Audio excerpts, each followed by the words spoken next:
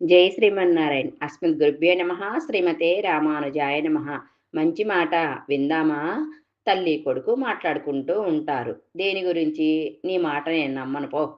నువ్వన్నీ అబద్ధాలే చెప్తున్నావు అని తల్లిని కొడుకంటారు. నమ్మాలి నాయనా. నమ్మకమే పరమాత్మ. నమ్ముతుంటేనే స్వామి మనకు కనపడతాడు.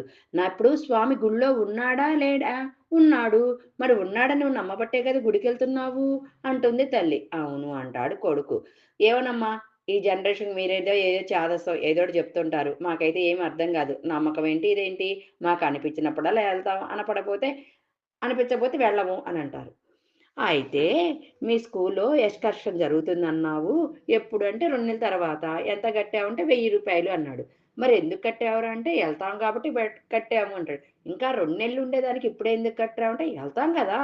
అంటే, "ఎళ్తావని నమ్ముతున్నావా?" అంటే, "ఆ! నమ్ముతున్నాను. అందుకనే కట్టాను." మరి అదేరా నమ్మకం అంటే, మనం ఏదైనా చెయ్యాలి, సాధించాలంటే మనం నమ్మి చెయ్యాల. బయటికెళ్ళిన వాళ్ళు ఇంట్లోకొస్తారో లేదని మన నమ్మకం లేదు. కానీ వారొస్తారనే గదా అన్నం కూరలు వండి వాళ్ళ కోసం ఎదురు చూస్తూనే ఉన్నాము. తీర్థయాత్రలకెళ్ళినోళ్ళు మళ్ళా మన ఇంటికి వస్తారా? రారా? రారంటే వాళ్ళని పంపించం గదా! తాతయ్యని, నానమ్మని గాని ఎవరినైనా పుణ్యక్షేత్రాలకు పంపించం కదా! వాళ్ళు తిరిగి రారంటే. వాళ్ళు దేవుడి దర్శనం చేసుకొని మళ్ళా మన ఇంటికి వస్తారంటేనే కదా మన పెద్దవాళ్ళని మనం పంపించేది. ఎవరైనా ఇంట్లో నుంచి బయటికెళ్ళినోళ్ళు లోపలికి రారు అనుకుంటే వాళ్ళని పంపించము. వాళ్ళొస్తారనే నమ్మకంతోనే పంపిస్తాం.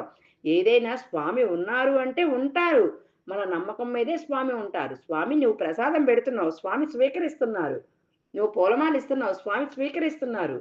నువ్వు బ్రాహ్మడికి దక్షిణ అయన్నీ ఇస్తున్నావు. ఆ బ్రాహ్మడు స్వీకరిస్తున్నారు.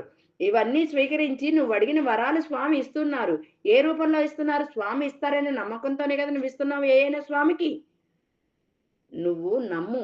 ఏదైనా నమ్మితే నారాయణుడే నీ చెంత ఉంటాడు. నమ్మకంలో నారాయణమూర్తి ఎల్లవెడలా అందరినీ కాపాడుతూ ఉంటాడు. మంచి నమ్మకం మీదుండు. మనసారా స్వామిని పూజించు. జై శ్రీమన్నారాయణ.